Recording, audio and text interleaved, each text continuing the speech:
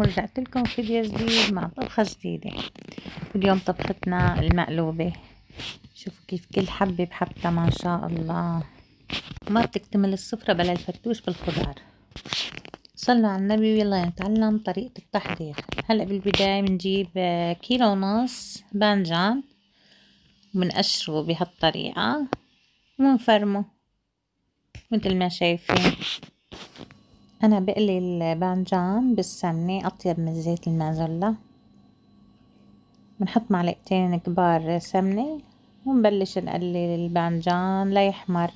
بنجهز اللحمة، نص كيلو لحمة.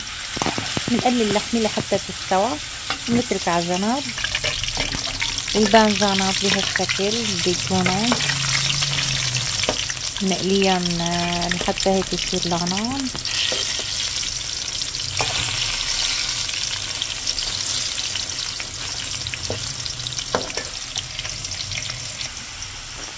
هلا اللحمة هون خلصت معنا، حتى الباذنجان قليناه كله نشيله على جنب.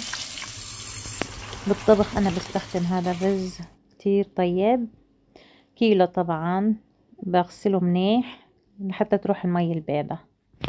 هلا بفضي الرز فوق الباذنجان وميته بدها تكون بس مغمرة تغمير، ومعلقة ملح، وبغطي الطنجرة وبقوي الغاز لحتى تغلي ميته.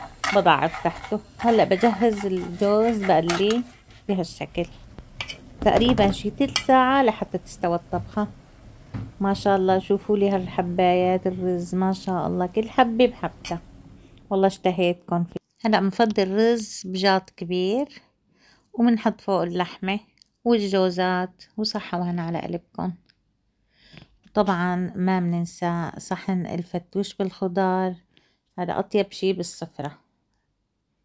اللي عجبه الفيديو يحط لايك ويشترك بالقناة ما مشترك. بشوفكم فيديوهات جديدة.